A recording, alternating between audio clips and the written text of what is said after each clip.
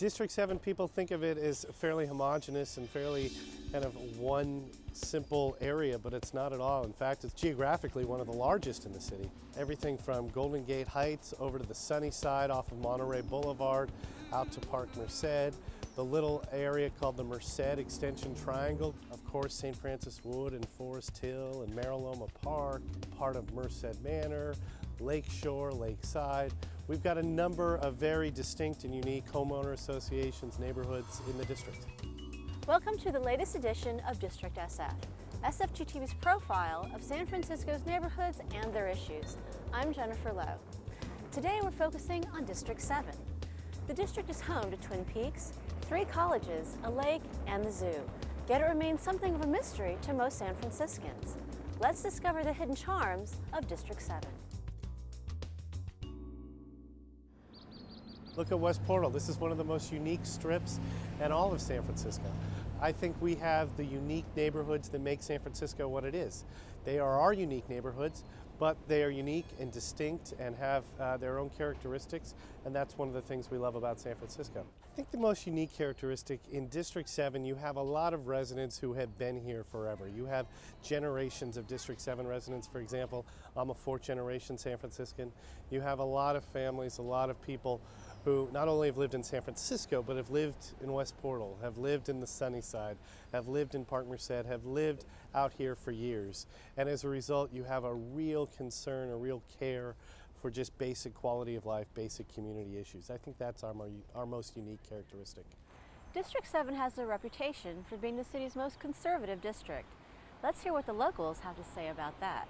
I wouldn't say San Francisco or District 7 is more conservative than the rest of the city.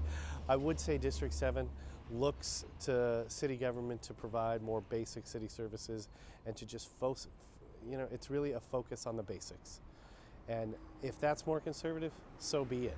Being from the Midwest, anything labeled conservative in San Francisco is wildly to the left of anywhere else in the country, basically. So it's, it's all relative in how you think.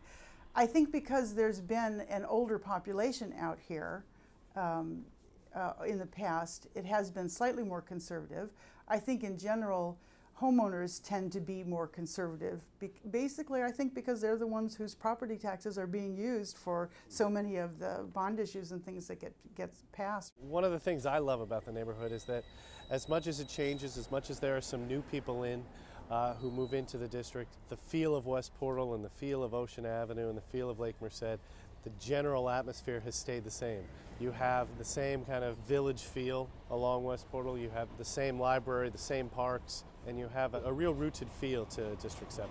West Portal sounds a little stodgy and a little old-fashioned, but it combines the best of a little old-fashioned neighborhood with really neat restaurants, Indian, Peruvian, Mexican, and then the wine bar, and 3 Irish pubs, one called the Philosopher's Club, which I just love that name, and just a great number of little mom and pop stores and shops. When we have friends from out of town or we have friends from across town, we walk up to the street for dinner.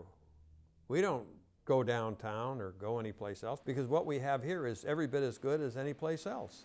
Plus the cohesion of people who've been here for many, many years and who love the city and want to see it go. I think the thing I like most about it after living in the Haight for 20 years is just the low impact housing. It's more open. It's got a more open feel to it. And there's kids that are actually playing on the street, which is something I used to do when I was a kid. I like the trees and I like the wide open spaces I have in my backyard. I like the big circle here, right in the middle of Park Merced. There's a lot of pride in the fact that we have these beautiful single-family dwellings.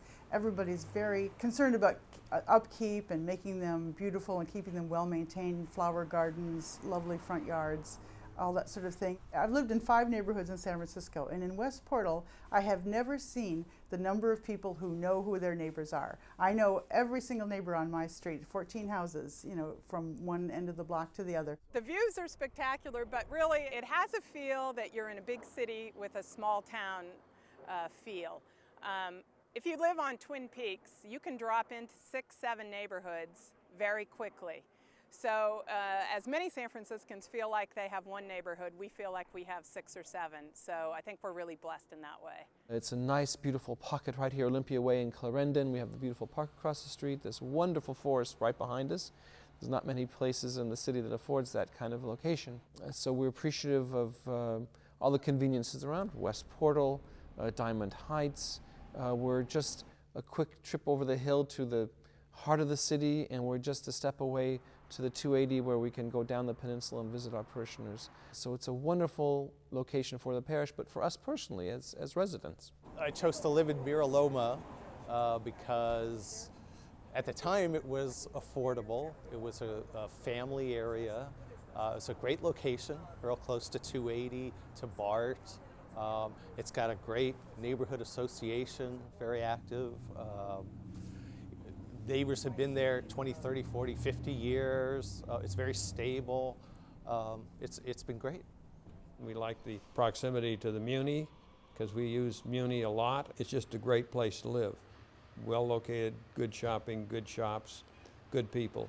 I always heard about West Portal, and especially at that time there were a number of stores that have since gone away, like Woolworths and things, that people always came to just to find the things you could never find anywhere else. And it was kind of, in a way, almost like being back in the Midwest. It's great transportation-wise. It has a great kind of old-fashioned feeling.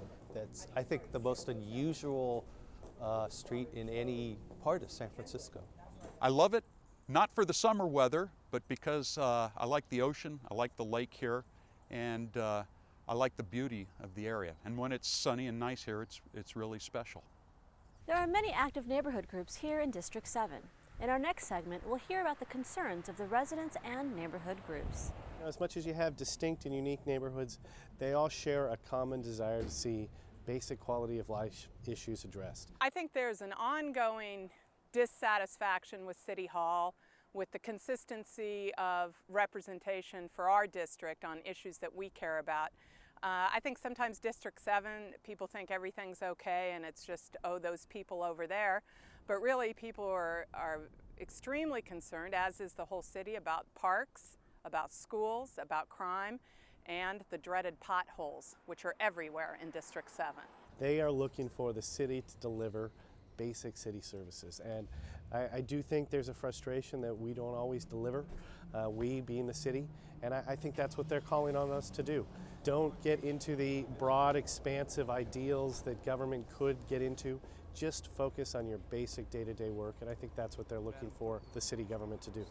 The most important problems, I would say, are clean parks, potholes, Muni service, proper development, proper housing development, and to some extent, proper health care. One of the unique aspects of District 7 that people don't realize, City College, San Francisco State, and the University of California at San Francisco are all located in District 7.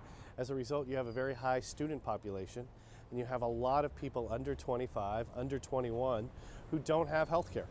And I think there's a demand in this district to see somebody address that. And I think they're looking to City Hall to do that. I originally was involved in Twin Peaks Improvement Association as a new neighbor. And since 1987, there's been 2 main issues: the fight over Sutro Tower and inappropriate development in the neighborhood. Sutro Tower, the fights have gone from earthquake retrofit to the new paint job, which sprayed all over everyone's car, to inappropriately adding antennas without permits, trying to change the use, fear of security issues now that it's a communications tower after 9/11. I think over history, the manner and method in which Sutro Tower came into the neighborhood has continued to leave bad feelings with the neighbors. I think the future for Sutro Tower is HDTV, and it will come down one day. I think the technology is changing so much that as if the city is expresses as much foresight in other issues, if they applied it to Sutro Tower, there would be another way than to have this monolithic structure in the middle of a residential neighborhood. We've got a lot of concern about quality of life issues, such as graffiti, clean sidewalks, clean streets, pedestrian concerns, traffic problems. In the forest right behind St. John Armenian Church, which we share with Laguna Honda Hospital, it's a forest, it's a ravine, it's secluded.